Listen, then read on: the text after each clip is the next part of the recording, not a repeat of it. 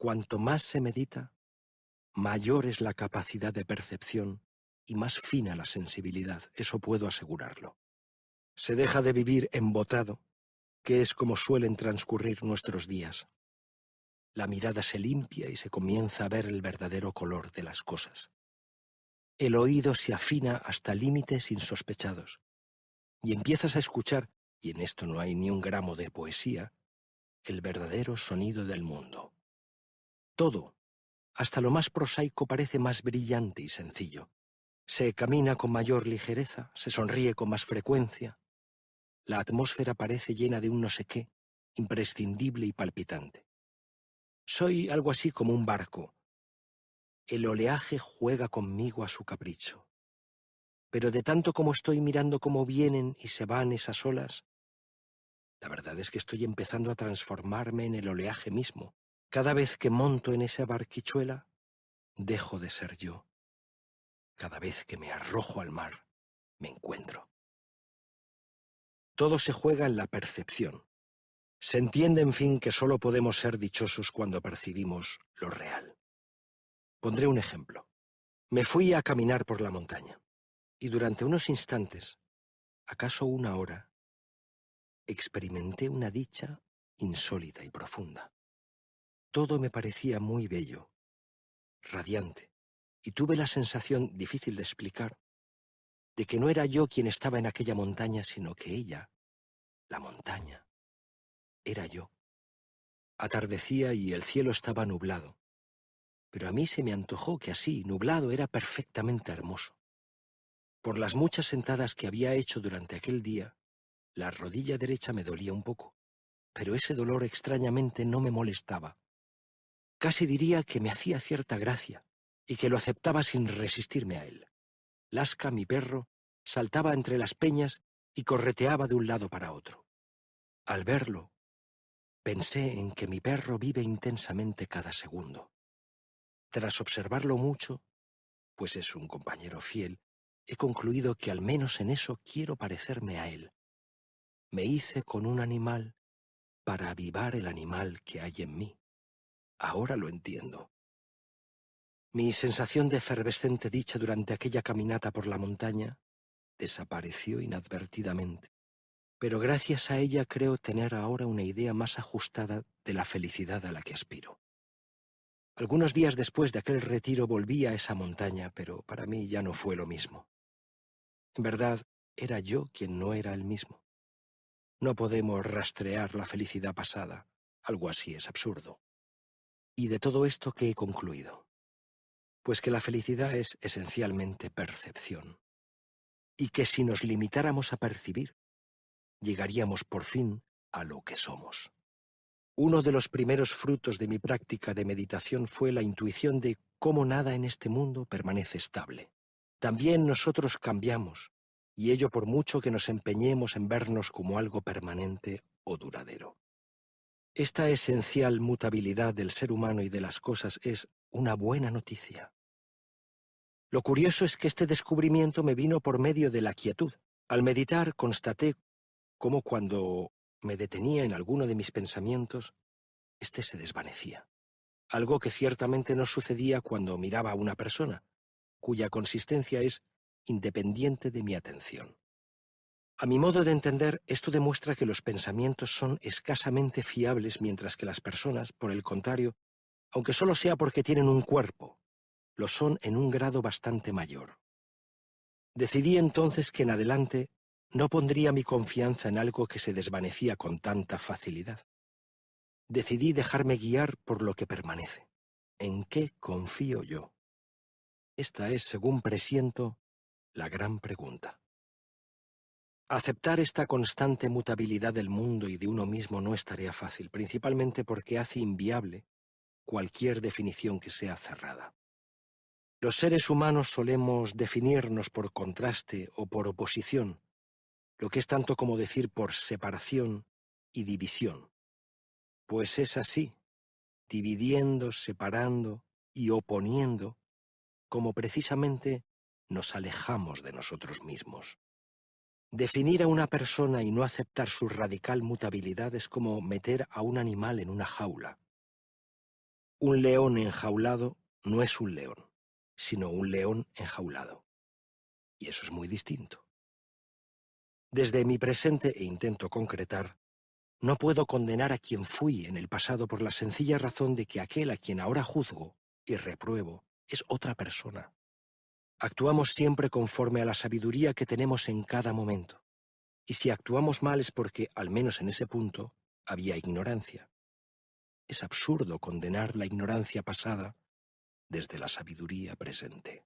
Cuanto más veamos nuestra radical mutabilidad y nuestra interdependencia con el mundo y los demás, y ello hasta el punto de poder decir, yo soy tú, o bien, yo soy el universo, tanto más nos acercamos a nuestra identidad más radical. Para conocerse, por tanto, no hay que dividir o separar, sino unir. Gracias a la meditación he ido descubriendo que no hay yo y mundo, sino que mundo y yo son una misma y única cosa. La consecuencia natural de semejante hallazgo es la compasión hacia todo ser viviente. No quieres hacer daño a nada ni a nadie porque te das cuenta de que en primera instancia te dañarías a ti mismo si lo hicieras. Mediante la meditación se me ha ido revelando el misterio de la unidad. Por supuesto que a bucear en el océano de la unidad no se llega sin chapotear durante largo tiempo en las charcas de la división. El agua que no corre se estanca, se pudre y huele mal, eso lo sabemos todos. Pero también se pudre y huele mal toda vida que no fluye. Nuestra vida solo es digna de ese nombre si fluye, si está en movimiento. Sea por cobardía o por pereza, sin embargo, o incluso por inercia, aunque casi siempre es el miedo lo que mayormente nos paraliza, todos tendemos a quedarnos quietos, y todavía más, a encastillarnos. Encastillarse no es solo quedarse quieto, es dificultar cualquier movimiento futuro. Buscamos trabajos que nos aseguren, matrimonios que nos aseguren, ideas firmes y claras, partidos conservadores, ritos que nos devuelvan una impresión de continuidad. Buscamos viviendas protegidas, sistemas sanitarios bien cubiertos, inversiones de mínimo riesgo, ir sobre seguro. Y es así como el río de nuestra vida va encontrando obstáculos en su curso hasta que un día, sin previo aviso, deja de fluir. Vivimos, sí, pero muy a menudo estamos muertos. Nos hemos sobrevivido a nosotros mismos. Hay biología, pero no biografía. Gracias a mis sentadas de meditación he descubierto que todo, sin excepción, puede ser una aventura. Escribir una novela, cultivar una amistad, hacer un viaje, es una aventura. Pero es que también dar un paseo puede ser una aventura, y leer un cuento o prepararte la cena. En realidad, cualquier jornada, aun la más gris, es para quien sepa vivirla una aventura inconmensurable. Hacer la cama, lavar los platos, ir a la compra, sacar al perro.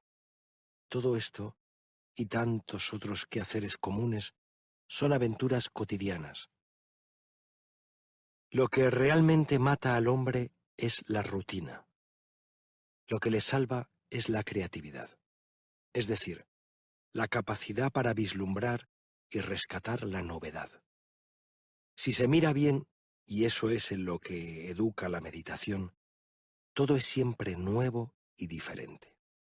Absolutamente nada es ahora como hace un instante. Participar de ese cambio continuo que llamamos vida, ser uno con él, esa es la única promesa sensata de felicidad. Por esta razón, para meditar no importa sentirse bien o mal, contento o triste, esperanzado o desilusionado. Cualquier estado de ánimo que se tenga es el mejor estado de ánimo posible en ese momento para hacer meditación. Y ello precisamente porque es el que se tiene. Gracias a la meditación se aprende a no querer ir a ningún lugar distinto a aquel en que se está. Se quiere estar en el que se está, pero plenamente, para explorarlo, para ver lo que da de sí. para percatarse de que cualquier estado de ánimo, aun aquellos que nos parecen más auténticos e incuestionables, es fugaz. Basta verificar cómo nace y muere todo en nuestro interior con una pasmosa facilidad. Hacer meditación consiste precisamente en asistir cual espectador al nacimiento y muerte de todo esto, en el escenario de nuestra conciencia. ¿A dónde va lo que muere? Me he preguntado una y mil veces. ¿De dónde viene lo que nace en la mente? ¿Qué hay entre la muerte de algo y el nacimiento de otra cosa?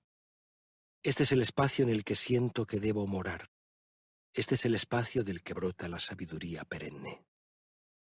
Por las veces en que he atisbado algo de este espacio y en que he habitado en él, aunque solo sea durante algunos segundos, puedo asegurar que la verdadera dicha es algo muy simple y que está al alcance de todos, de cualquiera. Solo hay que pararse, callar, escuchar y mirar. Aunque pararse, callar, escuchar y mirar, y eso es meditar, se nos haga hoy tan difícil y hayamos tenido que inventar un método para algo tan elemental. Meditar no es difícil. Lo difícil es querer meditar. Ser consciente consiste en contemplar los pensamientos. La conciencia es la unidad consigo mismo. Cuando soy consciente, vuelvo a mi casa. Cuando pierdo la conciencia, me alejo, quién sabe a dónde. Todos los pensamientos e ideas nos alejan de nosotros mismos. Tú eres lo que queda cuando desaparecen tus pensamientos. Claro que no creo que sea posible vivir sin pensamientos de alguna clase, porque los pensamientos, y esto no conviene olvidarlo, nunca logran calmarse del todo, por mucha meditación que se haga. Siempre sobrevienen, pero se sosiega nuestro apego a los mismos y con él su frecuencia e intensidad. Diría más aún, ni siquiera debe tomarse conciencia de lo que se piensa o hace, sino simplemente pensarlo o hacerlo. Tomar conciencia ya supone una brecha en lo que hacemos o pensamos. El secreto es vivir plenamente en lo que se tenga entre manos, así que, por extraño que parezca, ejercitar la conciencia es el modo para vivir plácidamente sin ella, totalmente ahora, totalmente aquí. Empecé a desechar de mi vida todo lo quimérico y a quedarme exclusivamente con lo concreto. Como arte que es, la meditación ama la concreción y refuta la abstracción. Quien abandona la quimera de los sueños entra en la patria de la realidad. Y la realidad está llena de olores y texturas, de colores y sabores que son de verdad. Claro que la realidad puede ser torpe o excesiva, pero nunca defrauda. Los sueños, en cambio, sí que nos defraudan. Más aún, la naturaleza del sueño, su esencia, es precisamente la decepción. El sueño siempre se escapa, es evanescente, inasible. La realidad, por el contrario, no huye. Somos nosotros quienes huimos de ella. Hacer meditación es tirarse de cabeza a la realidad y darse un baño de ser. El amor romántico, por ejemplificar lo que afirmo, suele ser muy falso. Nadie vive más engañado que un enamorado, y pocos sufren tanto como él. El amor auténtico tiene poco que ver con el enamoramiento, que hoy es el sueño por excelencia, el único mito que resta en Occidente. En el amor auténtico no se espera nada del otro. En el romántico sí. Todavía más, el amor romántico es esencialmente la esperanza de que nuestra pareja nos dé la felicidad.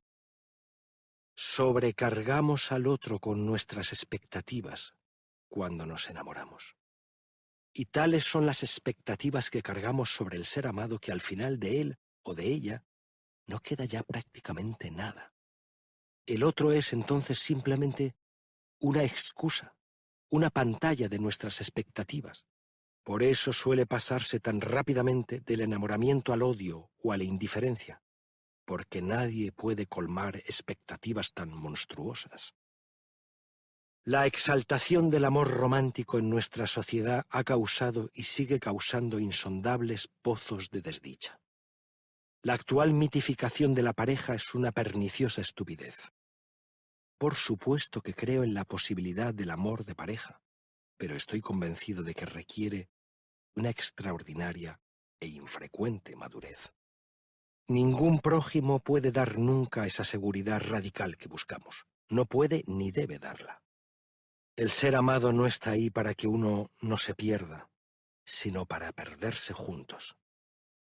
Para vivir en compañía la liberadora aventura de la perdición.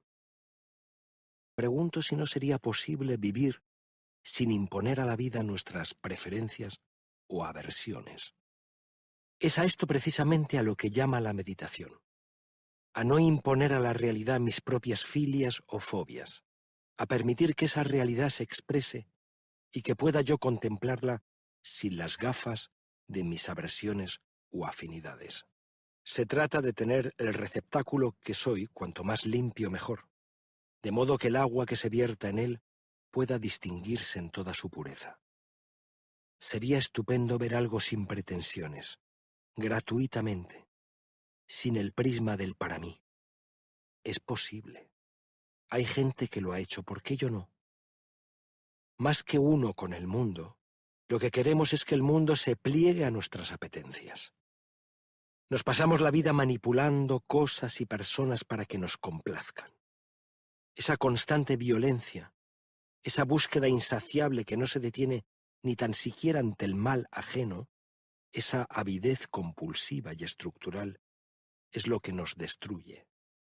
No manipular, limitarse a ser lo que se ve, se oye o se toca. Ahí radica la dicha de la meditación, o la dicha sin más, ¿para qué calificarla? ¿Me gusta o no me gusta? Es así como solemos dividir el mundo, exactamente como lo haría un niño. Esta clasificación no solo resulta egocéntrica, sino radicalmente empobrecedora y, en último término, injusta. Por difundido que esté vivir persiguiendo lo que nos agrada y rehuyendo lo que nos desagrada, semejante estilo de vida hace de la vida algo agotador.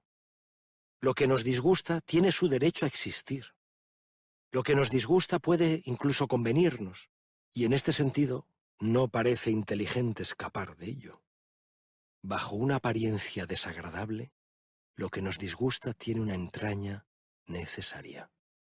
Por medio de la meditación se pretende entrar en esa médula y, al menos, mojarse los labios con su néctar.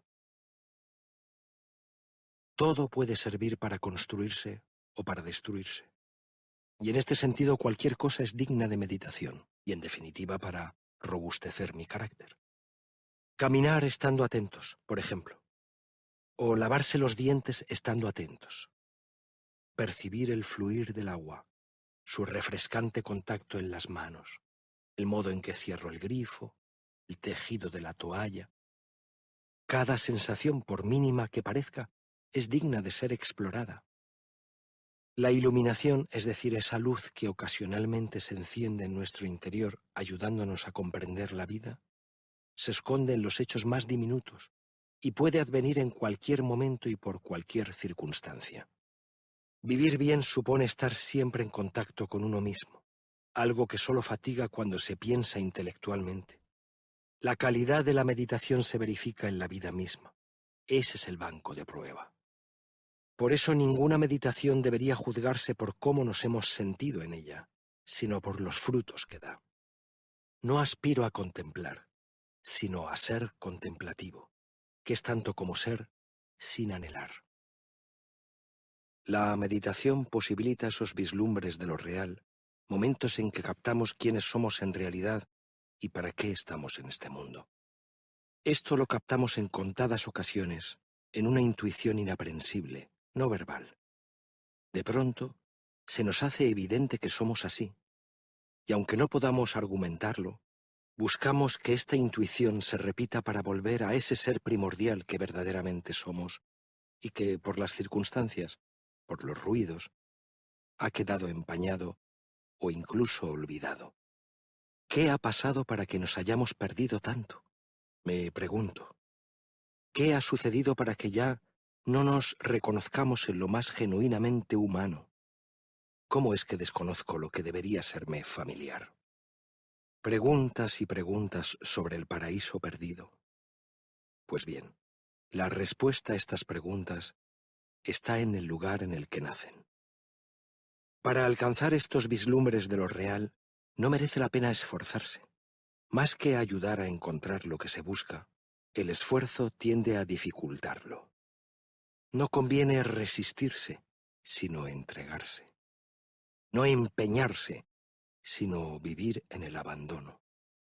Tanto el arte como la meditación nacen siempre de la entrega, nunca del esfuerzo. Y lo mismo sucede con el amor. El esfuerzo pone en funcionamiento la voluntad y la razón. La entrega, en cambio, la libertad y la intuición. Claro que bien podríamos preguntarnos cómo puede uno entregarse sin esfuerzo.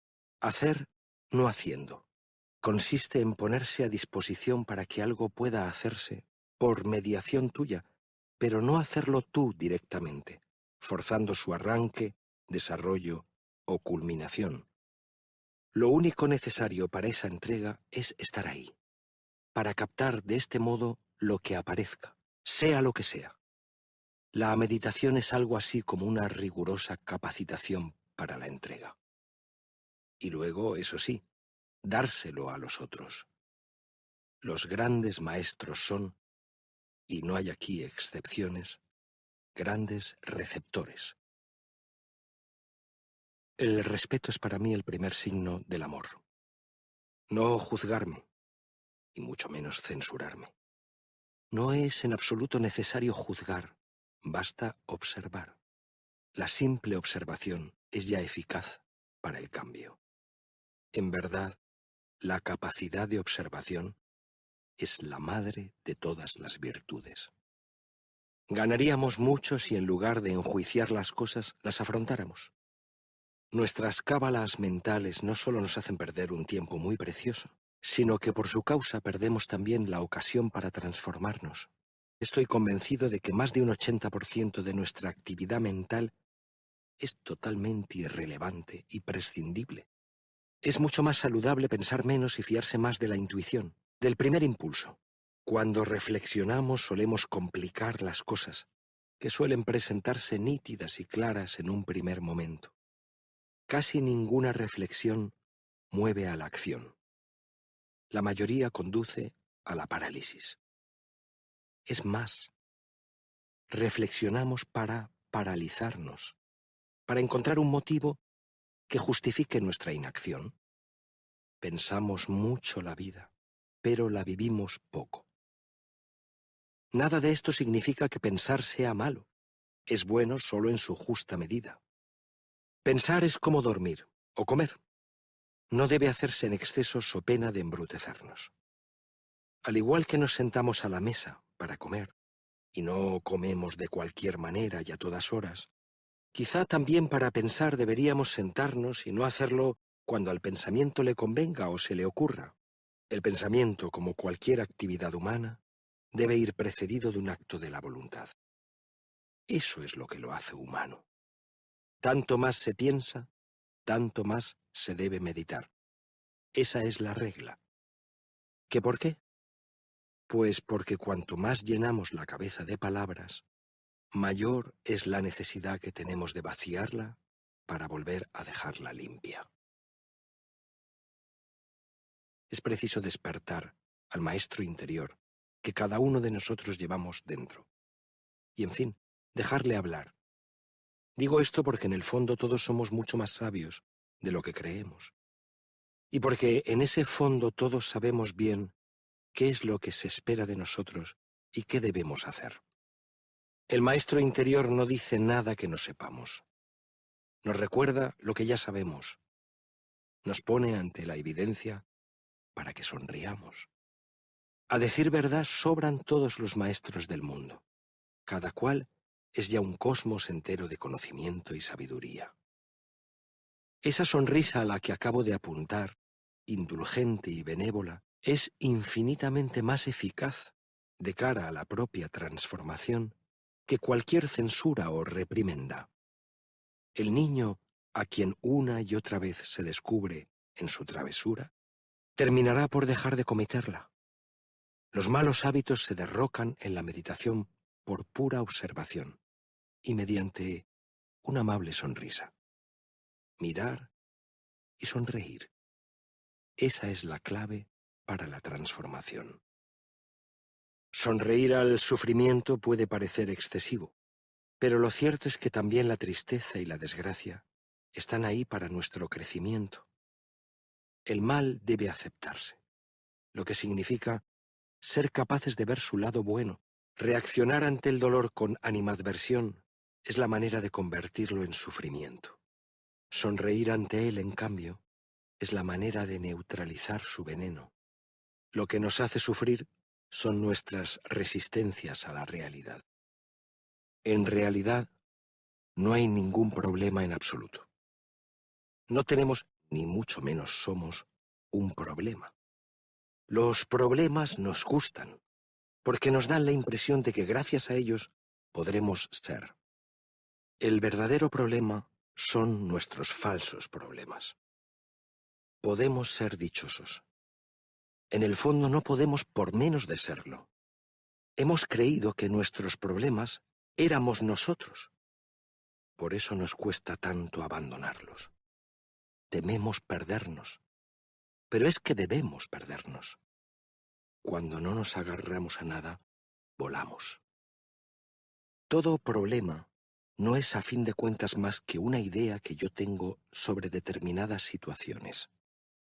La situación, sea cual sea, no es el problema, sino que el problema es mi idea sobre la misma. En cuanto abandono la idea, el problema desaparece. Basta no tener ideas sobre las cosas o situaciones para vivir completamente dichoso. La fórmula es tomar las cosas como son, no como nos gustaría que fueran. No hay que nadar en contra de la corriente de la vida, sino a su favor. Ni siquiera hay que nadar. Tú eres tu principal obstáculo. Deja ya de obstaculizarte. Si por un momento considerásemos que todas las dificultades que nos toca atravesar en esta etapa de nuestra vida son oportunidades, que el destino, ese amigo, nos ofrece para crecer, ¿no se vería entonces todo de otra forma? Pues todo esto, que en primera instancia se revela como problema, a la luz de la meditación comienza a verse como una oportunidad. Podemos tomar lo que la vida nos ofrece como obstáculos, pero es más razonable, más saludable, tomarlo como oportunidades para avanzar. En cuanto damos la bienvenida al sufrimiento, éste se desvanece, pierde su veneno y se convierte en algo mucho más puro, más inocuo y al tiempo más intenso. Siempre pensamos que el problema está fuera. La culpa la tiene mi jefe, mi pareja, la situación económica del país. Atribuimos nuestra falta de fe a la mediocridad de los representantes religiosos, el mal funcionamiento de nuestro barrio o ciudad al egoísmo y charlatanería de los políticos, el fracaso de nuestro matrimonio a una tercera persona que se interpuso en nuestro camino. Es increíble la habilidad que tenemos para culpar a nuestro trabajo de nuestra falta de creatividad, a nuestros padres de un mal rasgo de carácter, a nuestros hijos de nuestra renuncia a toda aspiración personal. A ese dedo que apunta a los demás, la meditación le da la vuelta hasta que nos apunta a nosotros. Ese dedo acusador resulta incómodo, reconozcámoslo. Pero lo cierto es que todo, absolutamente todo, depende en una medida enorme de nosotros. Por eso la meditación de la que aquí estoy escribiendo, en la medida en que se profundiza, exige cada vez una mayor madurez, es decir, capacidad de asumir las propias responsabilidades. Iniciarse en la meditación supone haber llegado a un punto en el que ya no te consientes apuntar a las circunstancias o culpar a los demás. Despertar es descubrir que estamos en una cárcel. Pero despertar es también descubrir que esa cárcel no tiene barrotes y que, en rigor, no es propiamente una cárcel. ¿Por qué he vivido encerrado en una cárcel que no es tal? Comenzamos entonces a preguntarnos. Y vamos a la puerta y salimos. Hacer meditación es ese momento en el que salimos. Es descubrir que la puerta nunca ha estado cerrada, que eres tú quien la ha cerrado con doble vuelta de llave. Esa puerta no es tal. Te la has inventado. La puerta sin puerta. Buena parte de lo que vivimos es puramente ilusorio. El amor sin amor. La amistad sin amistad. El arte sin arte. La religión sin religión. De modo que deja ya de mirar esa puerta que has creado. Levántate y ábrela. Mejor aún, levántate y date cuenta de que ahí nunca ha habido puerta alguna. En buena medida podemos hacer lo que queremos. Y si no lo hacemos, es precisamente porque no entendemos o no queremos entender algo tan elemental. Conviene estudiar muy despacio el material del que están hechos los barrotes con los que construimos nuestras cárceles. Y hay que estudiar también el proceso por el que se construyen esos barrotes. Es así, por medio de este estudio, cómo se posibilita ese chispazo o intuición gracias a la que uno se libera. Para vivir en la realidad, debemos demoler los sueños que nos han encarcelado. Nuestros sueños no son por lo general verdaderamente nuestros. Los tomamos prestados, los fabricamos con un material poco fiable. Investiguemos o no en nuestras vidas, casi todos los sueños terminarán por desmoronarse, precisamente porque no son nuestros. Es maravilloso constatar cómo conseguimos grandes cambios en la quietud más absoluta. Porque no es sólo que el silencio sea curativo, también lo es la quietud. Ante todo hay que decir que el silencio en quietud es muy diferente al silencio en movimiento. Está demostrado científicamente que los ojos que no se mueven propician en el sujeto una concentración mayor que si se tienen en movimiento. Al moverse, es muy fácil, casi inevitable, estar fuera de nosotros. La quietud, por contrapartida, invita a la interiorización. Es necesario pasar por la quietud para adiestrarse en el dominio de sí, sin el que no puede hablarse de verdadera libertad. Esta tarea nos resulta tan ardua a causa de la exaltada y desproporcionada imagen que solemos tener de nosotros mismos. La inmadurez o el infantilismo de algunos adultos no son más que pérdida del sentido de la proporción. En la meditación colocamos cada cosa en su sitio y descubrimos cuál es nuestro lugar. Un lugar que, seguramente, se desdeñó y tachó de despreciable antes de la práctica del silencio en quietud. Pero un lugar también que, una vez visitado, ya no se quiere abandonar. Esa vulnerabilidad que nos caracteriza a los humanos y que yo tanto me esforcé por esconder al mundo antes de empezar a meditar, comencé a mostrarla discretamente desde que descubrí el poder de la meditación. Esta pudorosa exposición de mis flaquezas se ha revelado como un modo muy eficaz para hacer frente al culto a la propia imagen en que había vivido hasta entonces.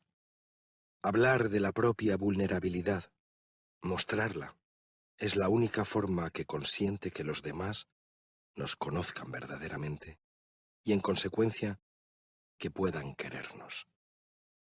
De un modo u otro, al meditar se trabaja con el material de la propia vulnerabilidad. Y uno siempre tiene la impresión de estar comenzando desde cero. La propia casa no parece construirse nunca. cree uno estar permanentemente reforzando los cimientos. En la meditación no hay, al menos en apariencia, un desplazamiento significativo de un lugar a otro. Hay más bien una suerte de instalación en un no lugar. Ese no lugar es el ahora, el instante es la instancia. El poderoso atractivo que ejercen los humanos la sexualidad se cifra precisamente en el poder del ahora. Los amantes más consumados están uno en el otro en ese presente eterno en que sus cuerpos y almas se entregan. La experiencia erótica puede ser tan intensa que no permite fugas al pasado ni al futuro. Ese es su encanto, su atractivo. Como también ese es el encanto de la auténtica meditación y de cualquier actividad que se realice de forma totalmente entregada. Cuando nos entregamos completamente a lo que hacemos, nada nos resulta gravoso y todo nos parece ligero. El gravamen se deja sentir cuando la entrega cede. Cualquier actividad realizada concentradamente es fuente de una dicha indescriptible. La creación artística, por ejemplo, es buena si produce alegría. En este sentido, no es en absoluto cierto que haya que esforzarse o disciplinarse para escribir un libro. El libro se escribe solo, el cuadro se pinta solo y el escritor o el pintor están ahí, ante su lienzo o cuaderno en blanco, mientras esto sucede. La virtud del escritor radica únicamente en estar ahí cuando el libro se escribe. Eso es todo.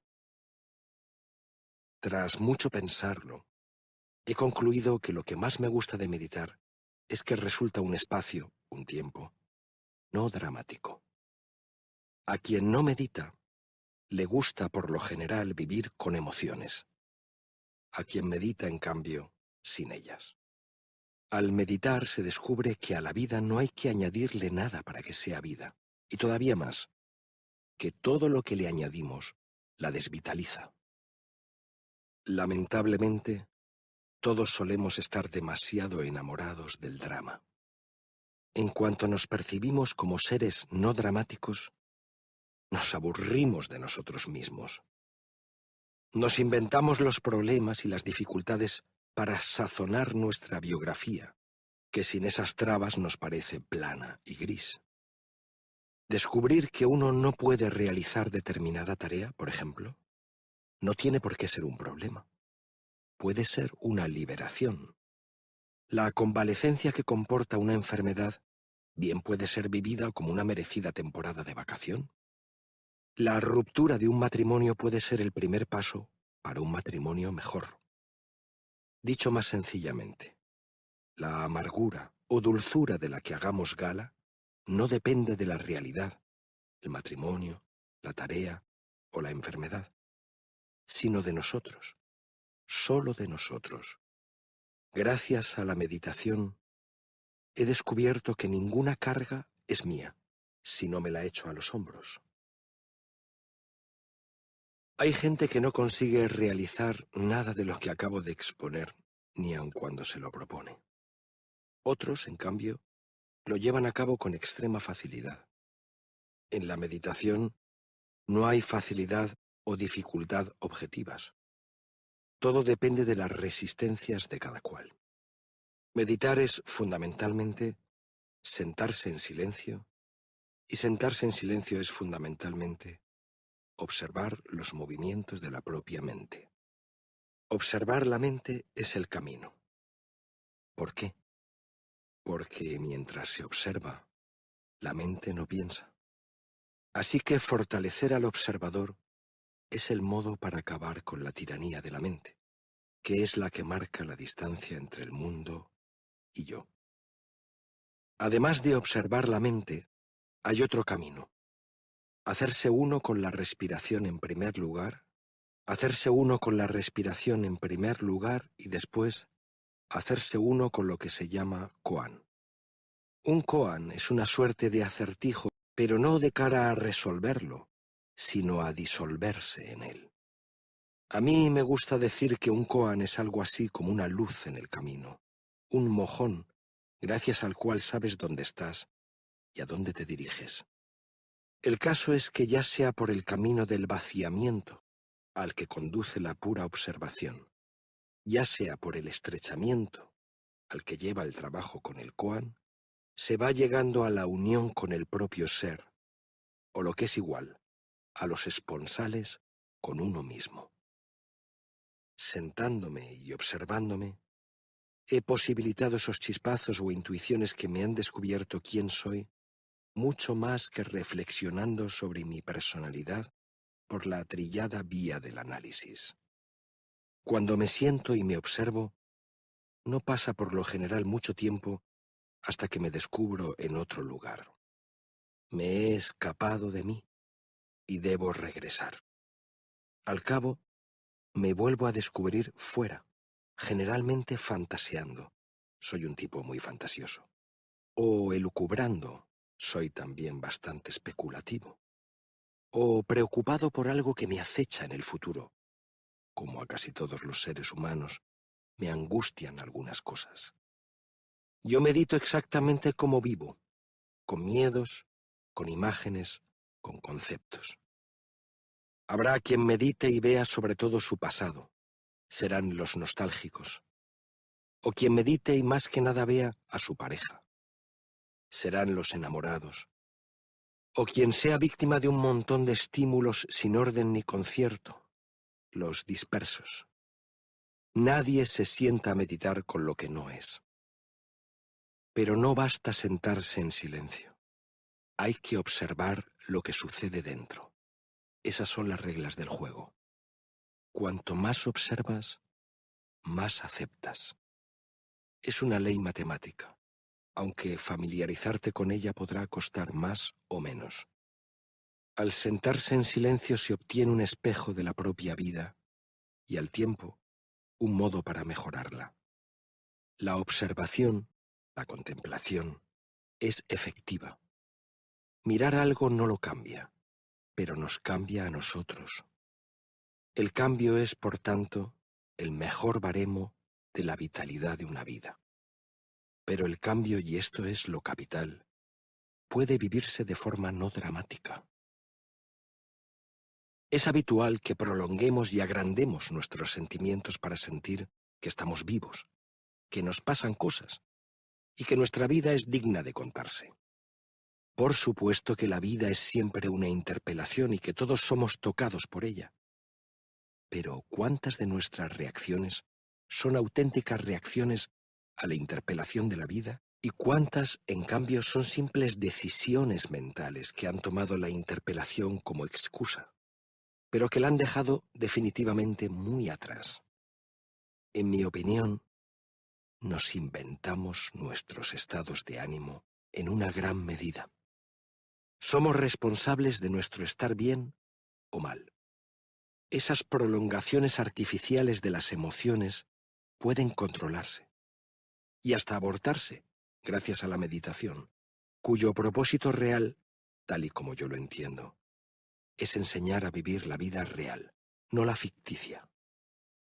Las emociones no son más que la combinación de determinadas sensaciones corporales con determinados pensamientos.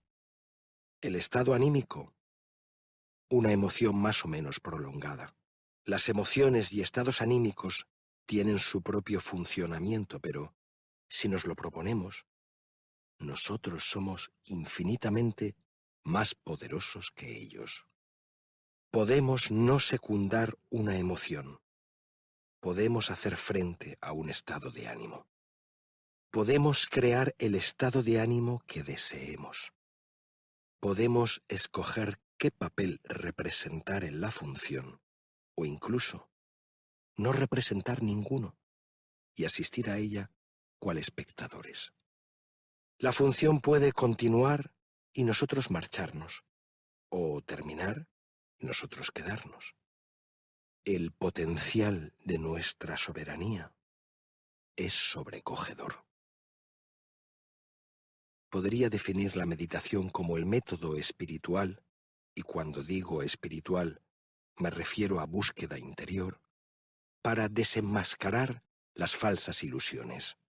Buena parte de nuestra energía la derrochamos en expectativas ilusorias, fantasmas que se desvanecen en cuanto los tocamos. Lo ilusorio es siempre producto de la mente, a la que gusta distraer al hombre con engaños, llevarle a un campo de batalla donde no hay guerreros, solo humo, y aturdirlo hasta dejarle sin capacidad de reacción. Quienes nos dedicamos a la literatura tenemos muy claro que lo que brota de la mente está muerto, y que vive, en cambio, lo que brota de un fondo misterioso al que, a falta de un nombre mejor, llamaré yo auténtico. Este fondo misterioso, el yo auténtico, no el pequeño yo, es el espacio que se intenta frecuentar durante la meditación. Ese fondo misterioso es como un escenario vacío. Justo porque está vacío, las cosas que entran en él pueden distinguirse. Meditar es apartar de ese escenario las marionetas que se descubren ilusorias para poder distinguir lo que ahí llegue a irrumpir. Entre tantas marionetas ilusorias, habitualmente no distinguimos qué es real. Por eso, la tarea de quien se sienta a meditar es fundamentalmente de limpieza interior. Nos asusta el escenario vacío. Nos da la impresión de que nos aburriremos en esa desolación. Pero ese vacío es nuestra identidad más radical, pues no es otra cosa que pura capacidad de acogida.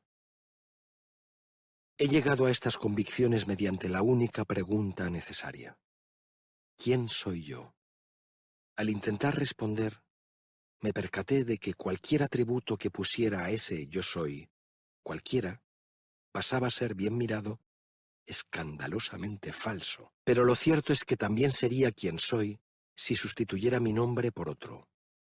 De igual modo, podía decir soy escritor, pero entonces, ¿significaría eso que yo no sería quien de hecho soy si no escribiera?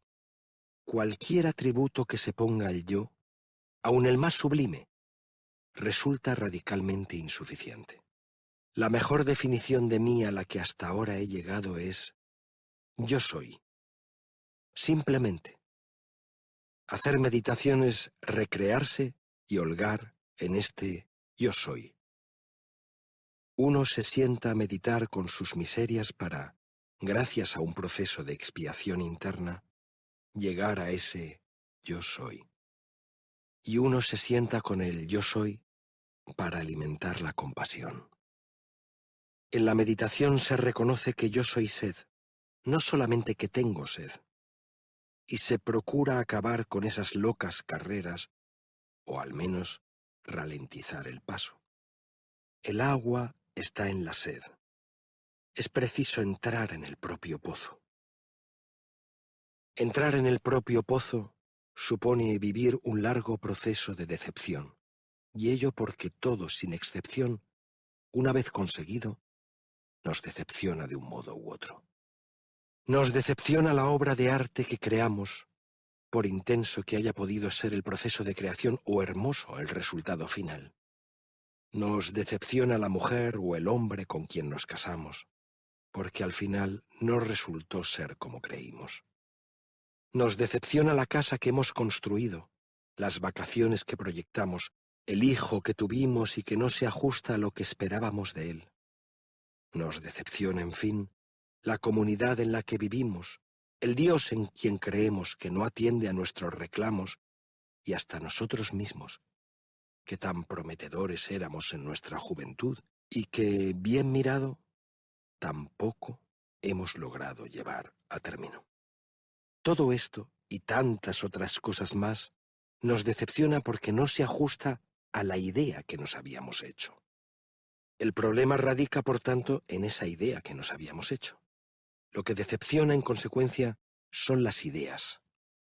El descubrimiento de la desilusión es nuestro principal maestro. Todo lo que me desilusiona es mi amigo.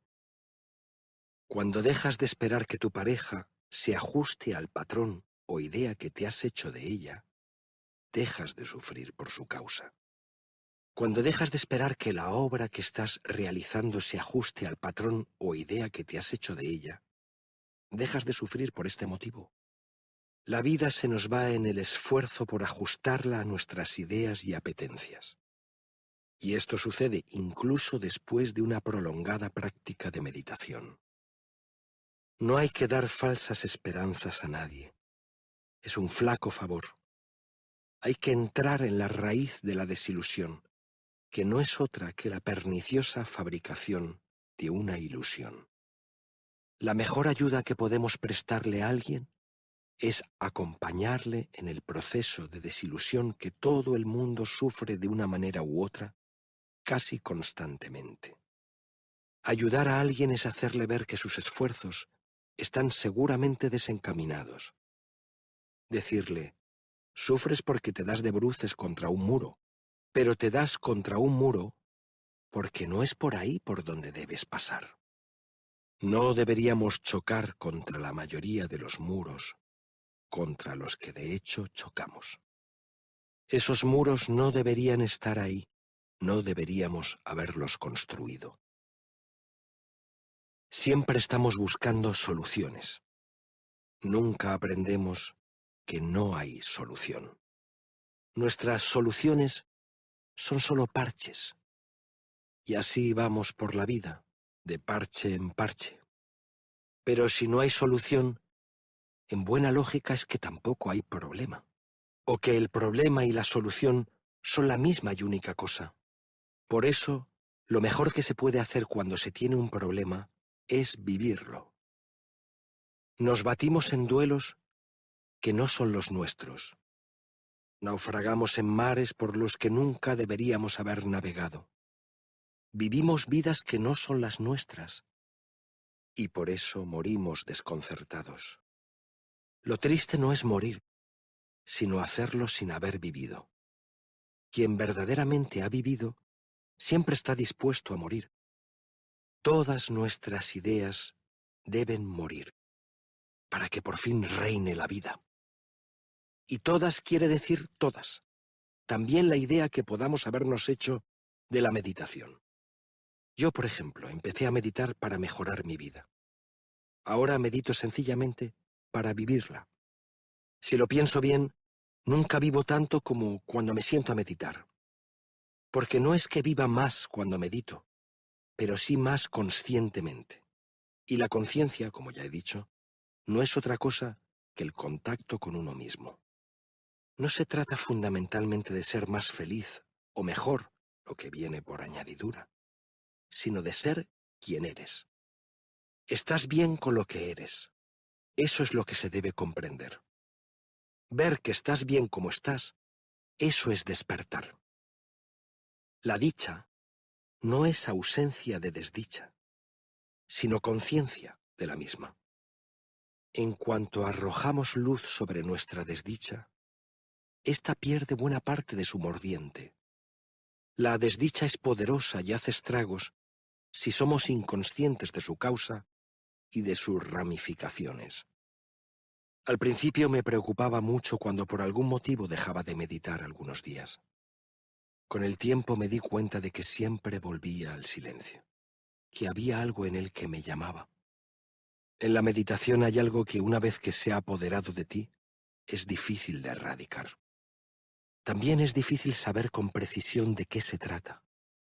Es como si hubiéramos nacido para estar sentados en silencio, o como si hubiéramos nacido para acompañar la propia respiración. El silencio es una llamada, pero no una llamada personal, sino una llamada puramente impersonal. El imperativo a entrar no se sabe dónde, la invitación a despojarse de todo lo que no sea sustancial, en la creencia de que desnudos nos encontraremos mejor a nosotros mismos. Algo o alguien dice dentro del hombre, enmudece, escucha.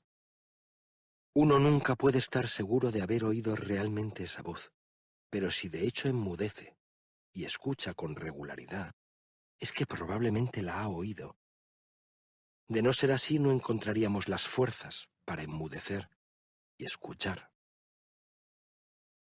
La promesa de la meditación es la más misteriosa de cuantas conozco, pues no es una promesa a nada en particular, ni a la gloria, ni al poder, ni al placer. Quizás sea una promesa a la unidad, o a una especie de costosa serenidad, o a la lucidez o palabras. El silencio crea cierta adicción. Tiene una primera fase primerísima de encantamiento. ¡Qué paz, qué bien se está!, nos decimos.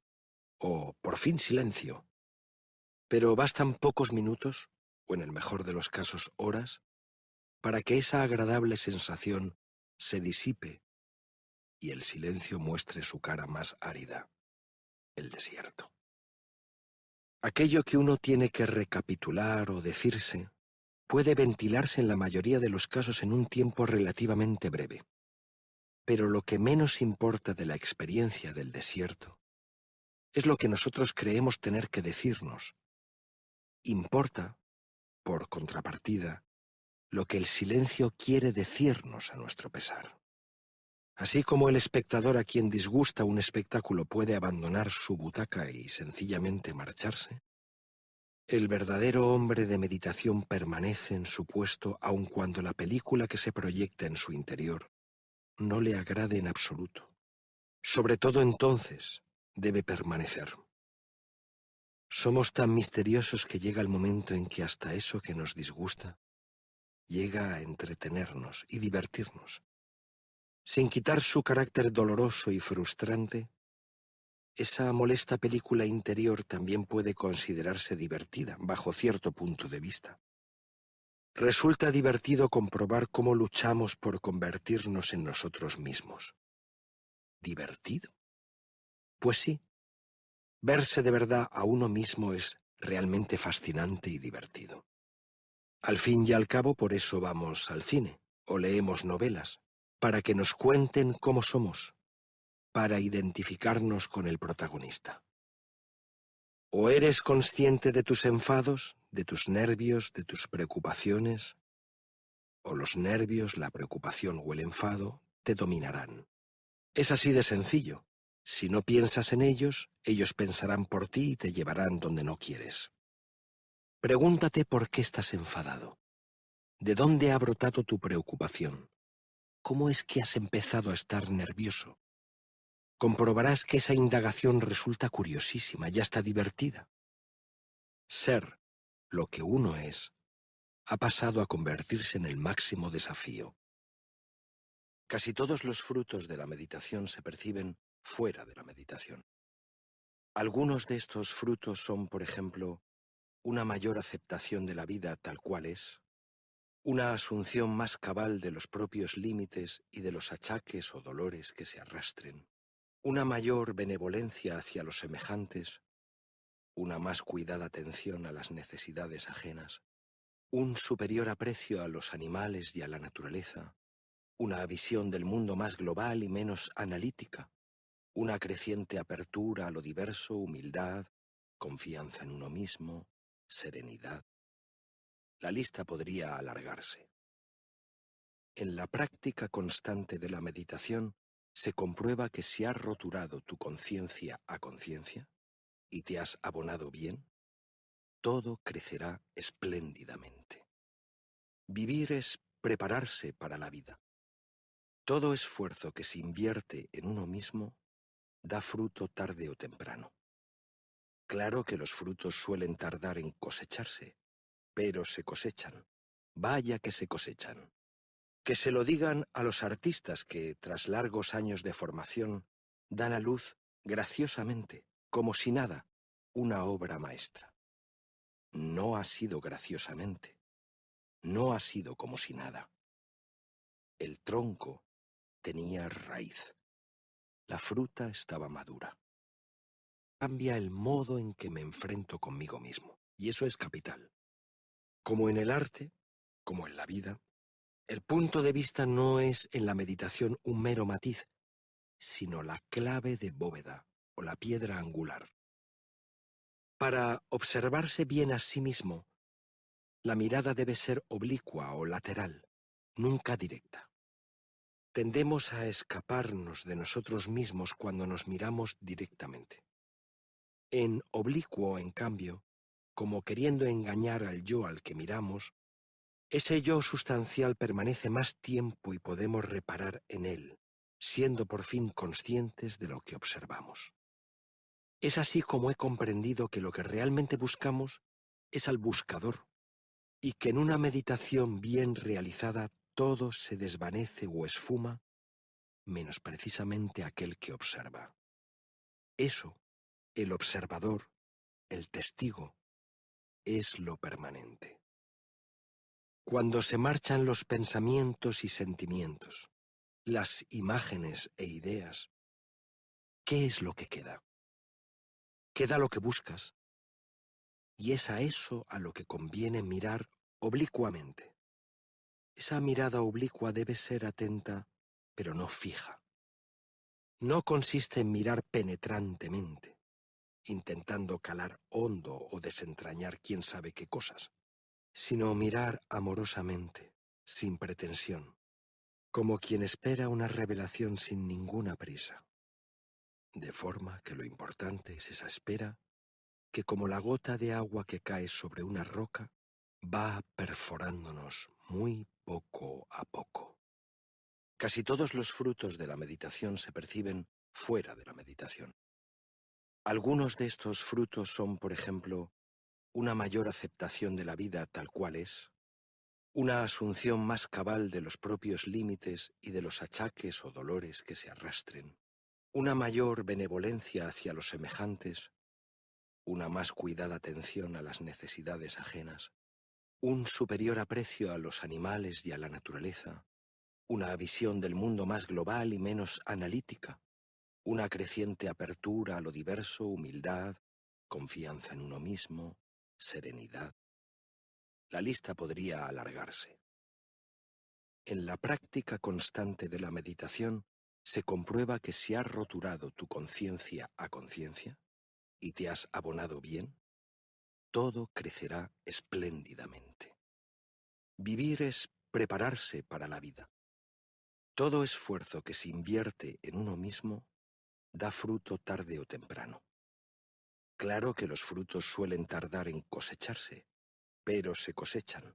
Vaya que se cosechan. Que se lo digan a los artistas que, tras largos años de formación, dan a luz graciosamente, como si nada, una obra maestra. No ha sido graciosamente. No ha sido como si nada. El tronco tenía raíz. La fruta estaba madura.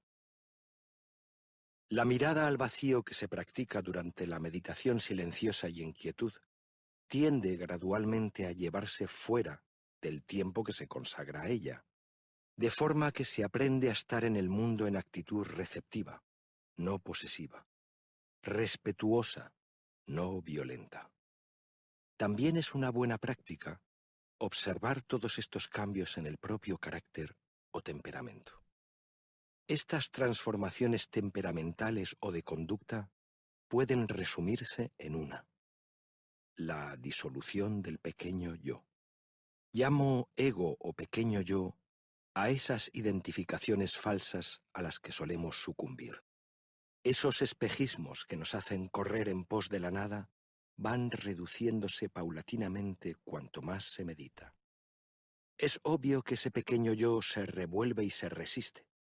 Es obvio que nuestro falso yo tiende trampas al verdadero para que las cosas se queden como están. Y es obvio, por último, que con frecuencia hay pasos hacia atrás. Porque el ego siempre reaparece, aunque transformado. Una de las principales amenazas a todo este proceso de purificación interior radica en la creencia, sostenida en realidad por quienes no han meditado o lo han hecho muy poco, que toda esta preocupación por el yo no sirve para ayudar a los demás. A este respecto, diré algo que he afirmado con frecuencia y que suele sorprender. La ideología del altruismo se ha colado en nuestras mentes y que es difícil, por no decir imposible, saber qué es mejor para el otro, pues para ello habría que ser él o ella y estar en sus circunstancias. Lo más acertado parece ser, en consecuencia, dejar que el otro sea lo que es. Creer que uno puede ayudar es casi siempre una presunción. Dejar a los demás en paz, porque poco de lo que les sucede es realmente asunto tuyo. Casi todos nuestros problemas comienzan por meternos donde no nos llaman. Permanecer donde a uno le corresponde no es tarea fácil. Ir solo a donde realmente se nos llama es más complicado de lo que parece a primera vista. Si somos sinceros, reconoceremos que pocas personas son las que nos han ayudado de verdad, si bien son muchas las que lo han intentado, o dicen haberlo intentado. No se intenta nada. Se hace o no se hace, pero no se intenta. Una singular preferencia por el no hacer, convencido como está de que buena parte de las cosas en este mundo funcionaría mejor sin la intervención humana, que tiende a violentar su ritmo natural o a crear efectos secundarios de incalculables proporciones. Lo gracioso, por no decir patético, es que el hombre está montado en la vida y pretende salir ileso de ella. Tal pretensión de chapotear en el barro sin embarrarse es ciertamente ilusoria. Y es que cuanto más intentamos evitar los embates de la vida, tanto más se empeña ésta en que nos percatemos de lo que es o puede llegar a ser. Puesto que estamos en la vida, vivámosla. Eso parece lo más sensato. Si hemos de aprender a nadar, es mejor que nos lancemos al agua y que no pasemos demasiado tiempo pensándonoslo en la orilla. Este es exactamente nuestro problema en la vida. Los titubeos, los miedos, las dudas sistemáticas, el temor a vivir. Siempre es más inteligente lanzarse a la aventura. La meditación desenmascara nuestros mecanismos de protección, los proyecta en tamaño gigante en la pantalla de nuestra conciencia. Nos muestra todo lo que hemos perdido por culpa de esas salvaguardas fomentadas por las convenciones sociales y presiones de todo género. Por supuesto que es posible vivir sin nacer dos veces, pero no compensa. Es mejor renacer, y no ya dos veces, sino muchas. Todas las que seamos capaces. ¿Cuántas vidas caben en una? Esto es importante porque la magia de los inicios no la tienen los desarrollos. Hay algo único en toda génesis, una fuerza, un impulso. Lo más decisivo de cualquier actividad, también de una sentada de meditación, es el comienzo, la disposición inicial, la energía que se imprime, el aliento o entusiasmo primeros. Siempre que sufrimos algún embate serio en la vida, estamos llamados a renacer de nuestras cenizas, a reinventarnos. Imagínate por un momento lo que más deseas, imagínate también que no lo consigues. Pues bien, puedes ser feliz sin conseguirlo. Eso es lo que da la meditación. La frustración puede elaborarse creativamente, sin resignación. Todos podemos desear cosas, pero a sabiendas de que nuestra realización humana no depende de la consecución de las mismas. En realidad, voy comprendiendo que siempre sucede lo que tiene que suceder. Lo que sucede es siempre lo mejor de lo que podría haber sucedido. El devenir es mucho más sabio que nuestras ideas o planes. Pensar lo contrario es un error de perspectiva y la causa última de nuestro sufrimiento y de nuestra infelicidad. Solo sufrimos porque pensamos que las cosas deberían ser de otra manera. En cuanto abandonamos esta pretensión, dejamos de sufrir. En cuanto dejamos de imponer nuestros esquemas a la realidad deja de presentarse adversa o propensa y comienza a manifestarse tal cual es, sin ese patrón valorativo que nos impide acceder a ella misma. El camino de la meditación es por ello el del desapego, el de la ruptura de los esquemas mentales o prejuicios. Es unirse desnudando hasta que se termina por comprobar que se está mucho mejor desnudo.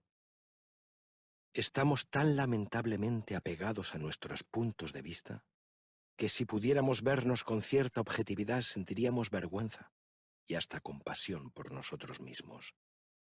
El mundo tiene graves problemas por resolver y el ser humano está, por lo general, embebido en problemas minúsculos que ponen de manifiesto su cortedad de miras y su incorregible mezquindad. El principal fruto de la meditación es que nos hace magnánimos, es decir, nos ensancha el alma. Pronto empiezan a caber en ella más colores, más personas, más formas y figuras. En realidad, tanto más noble es un ser humano cuanto mayor sea su capacidad de hospedaje o acogida. Cuanto más vacíos estemos de nosotros mismos, más cabrá dentro de nosotros. El vacío de sí, el olvido de sí, está en proporción directa con el amor a los demás. El apego es completamente independiente de aquello a lo que se está apegado. Podemos sentir apego hacia nuestra madre, pero también hacia un simple cuaderno, y este segundo apego puede ser incluso más visceral que el primero. El apego tiene que ver con el aparato ideológico que rodea lo que tenemos y sobre todo a nuestra manera de tener o no tener. La meditación es una manera para purgar el apego. De ahí que no sea agradable en primera instancia. Solo atravesada esa vía purgativa, es también la meditación una vía iluminativa. Pero el camino merece la pena recorrerlo aun cuando no se llegue a una gran iluminación. La simple purgación, y no es simple, compensa. En el fondo da igual si se avanza mucho o poco. Lo importante es avanzar siempre, perseverar, dar un paso cada día. La satisfacción no se obtiene en la meta, sino en el camino mismo. El hombre es un peregrino, un homo viator. En la meditación estoy aprendiendo, que nada es más fuerte que yo si no me apego a ello. Por supuesto que las cosas me tocan, los virus me infectan, las corrientes me arrastran o las tentaciones me tientan. Por supuesto que tengo hambre si no como, sed si no bebo, sueño si no duermo.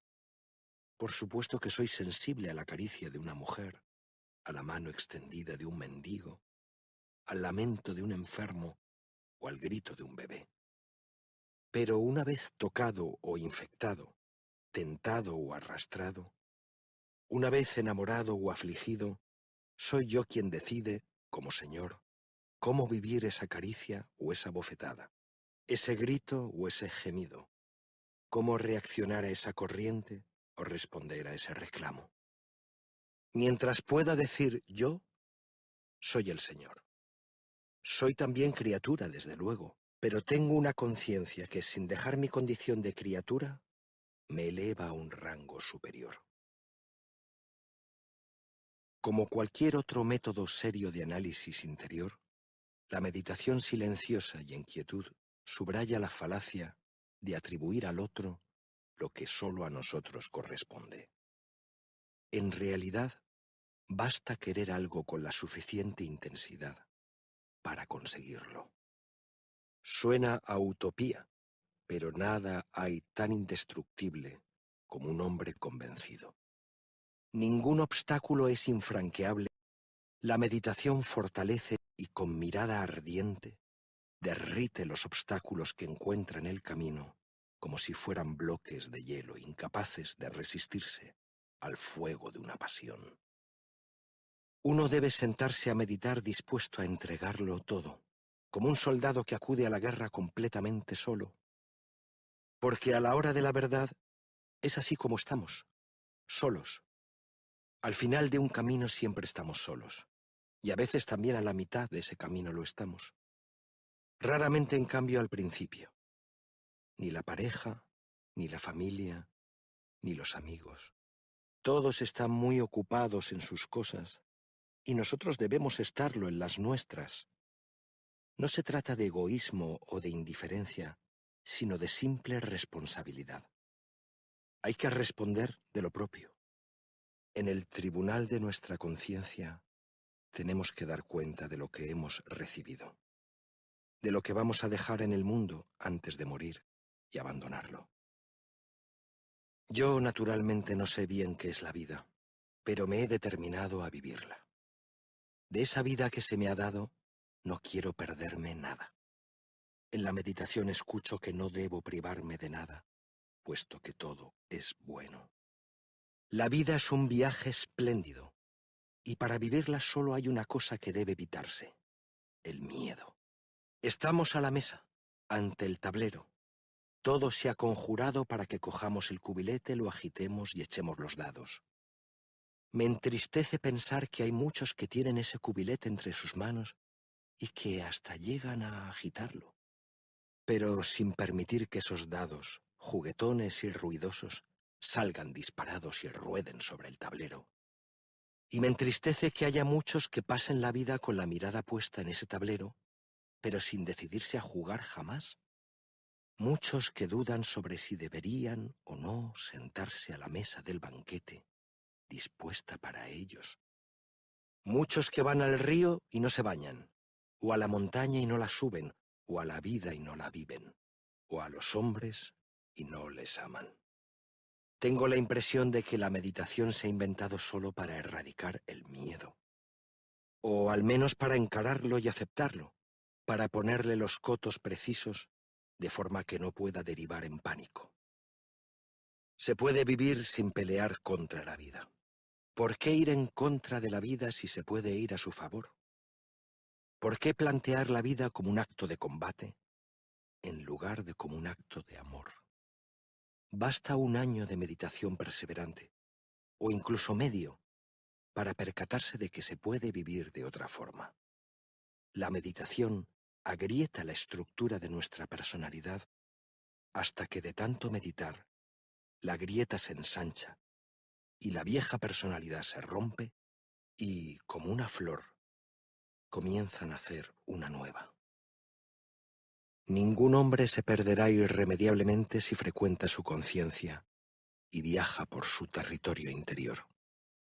Dentro de nosotros hay un reducto en el que podemos sentirnos seguros. Una ermita, un escondite en el que cobijarnos, porque ha sido preparado con este fin. Cuanto más se entra ahí, más se descubre lo espacioso que es y lo bien equipado que está. Allí, en verdad, no falta de nada. Es un sitio en el que muy bien se puede morar. Al principio, por su oscuridad, para guiarse por ese refugio, se precisa de una linterna. Pero luego, nuestros ojos se van acostumbrando a las tinieblas y al cabo, ni siquiera se comprende cómo para estar ahí pudimos un día necesitar de la luz artificial. ¿Está todo tan claro? Todo resulta tan luminoso. En el país de la propia conciencia hay muchas moradas. Es como un castillo con muros, torreones y puentes levadizos. Es como una isla, o mejor, como un archipiélago.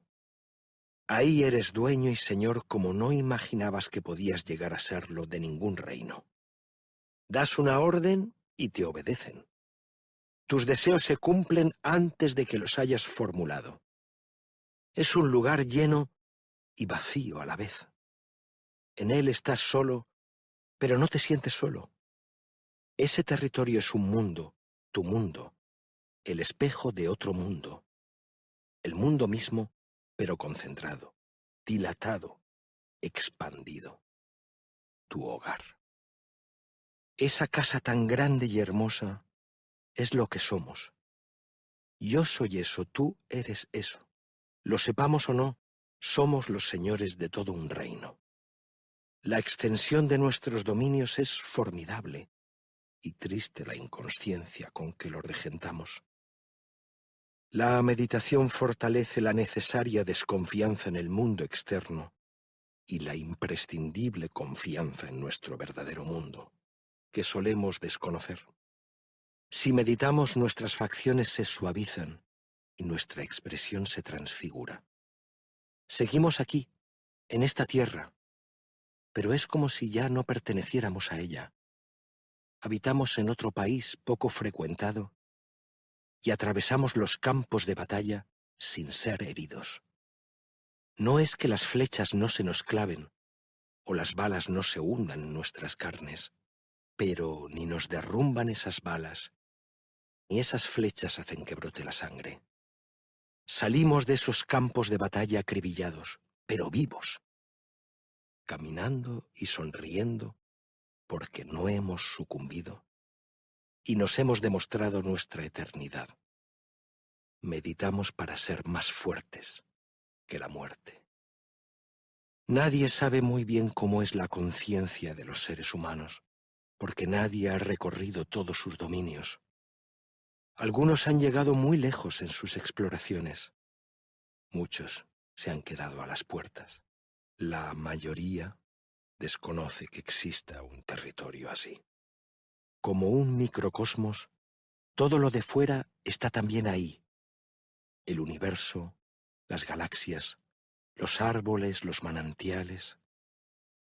Todo sin excepción tiene ahí su puesto. Los ríos y las montañas, los senderos y los precipicios, los juegos de la infancia, las máquinas. En ese espacio puedes perderte sin angustia. Das un paso y estás lejos. 1000 y sigues cerca. Es el jardín del estupor y de la maravilla. Dentro de nosotros hay un testigo.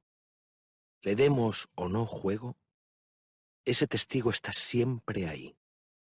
Meditar es darle entrada, reanimarle. Si le miramos, nos mira. Convivir con el testigo interior es mucho más inteligente que ignorarle.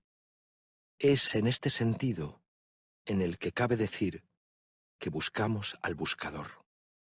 Hay un yo auténtico que mira al otro yo, el falso. Vivir adecuadamente, meditar, supone permanecer en esa mirada sin pretensiones. Quien medita tarde o temprano se encuentra con ese testigo. Al principio se difumina y aparece borroso, pero poco a poco sus contornos van siendo más nítidos, sin que nunca llegue el momento en que lo hayamos atrapado y podamos domesticarlo.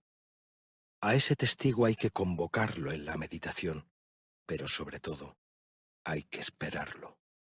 Aparecerá entre las brumas a veces, luego volverá a esconderse. Más tarde, bastante más tarde, durante la meditación irá apareciendo lo que podríamos llamar el testigo del testigo. Es ahí, en ese testigo del testigo, donde hay que permanecer el máximo tiempo posible. Alguien, que soy yo, me mira al yo aparente, y alguien mira al yo que mira.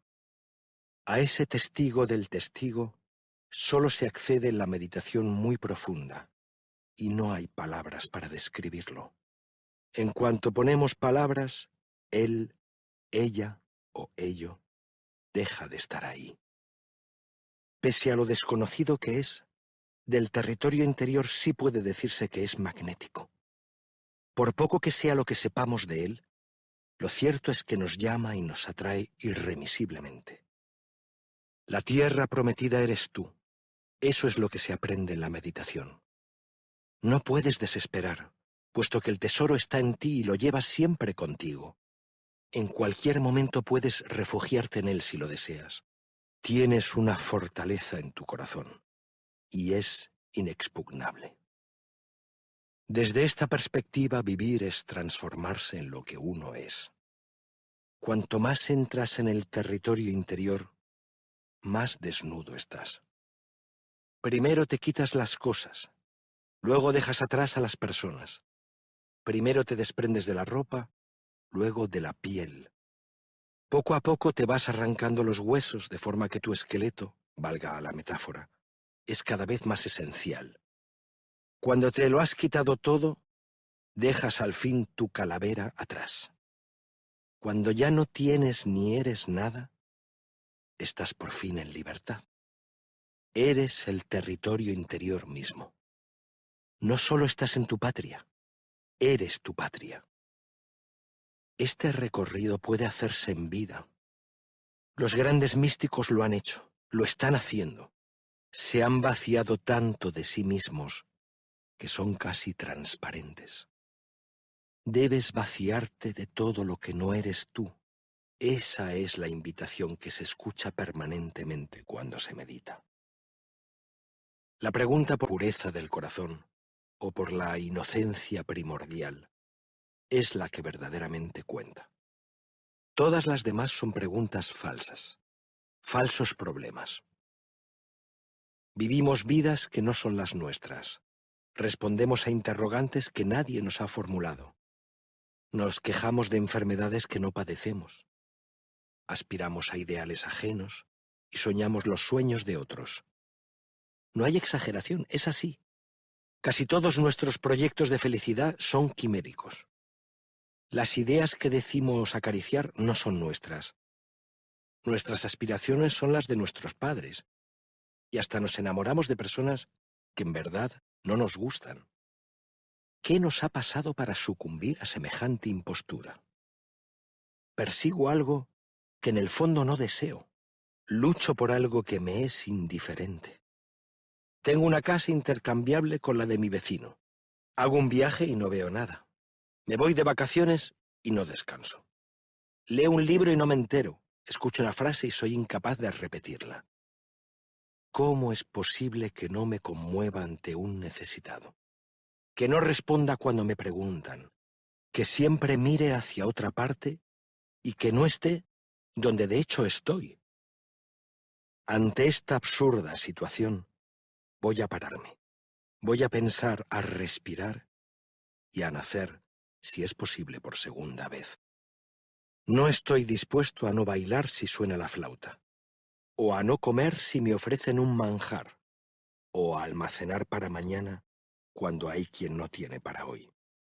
Tampoco estoy dispuesto a creerme el ombligo del mundo, ni a suponer que lo mío es lo mejor, ni a martirizarme con problemas diminutos o dolores imaginarios.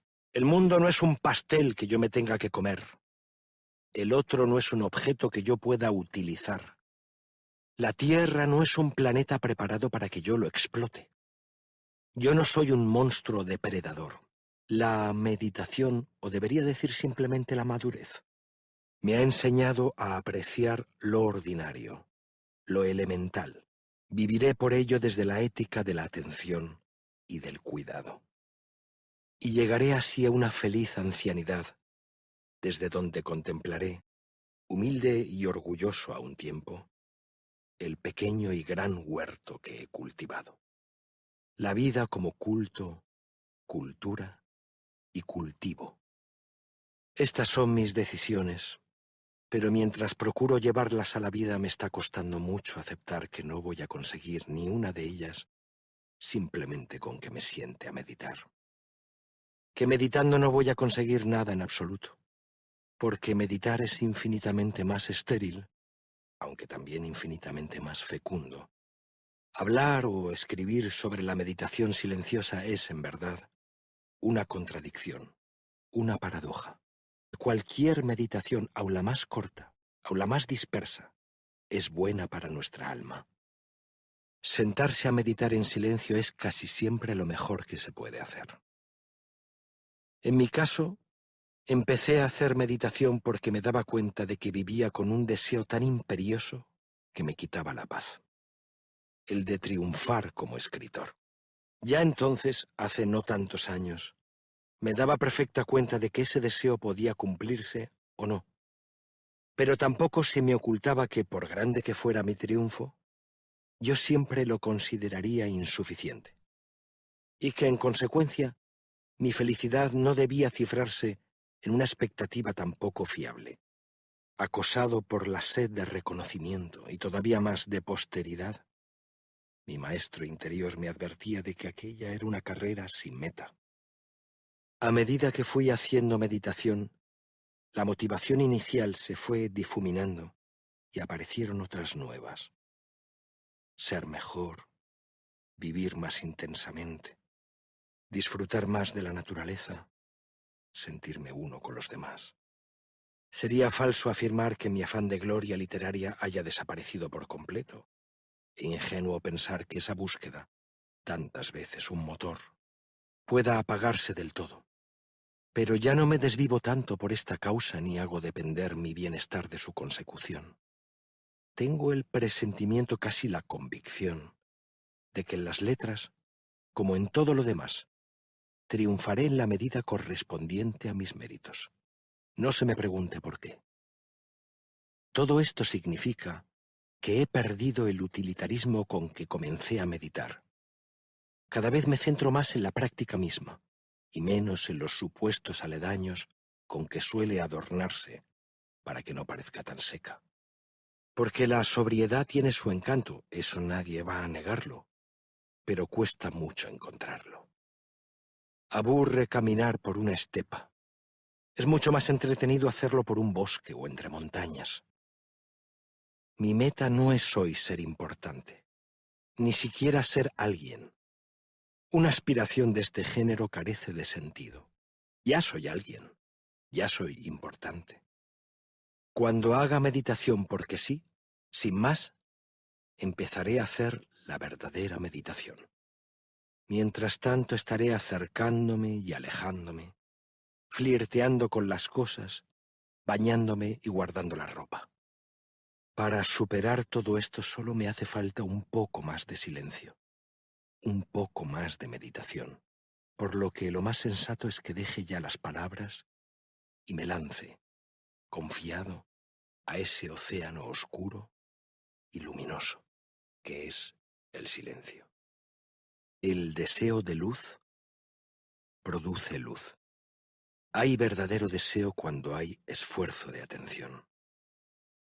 Es realmente la luz lo que se desea, cuando cualquier otro móvil está ausente.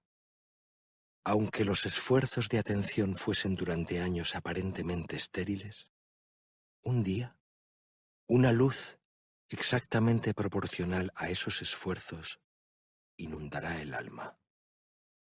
Cada esfuerzo añade un poco más de oro a un tesoro que nada en el mundo puede sustraer.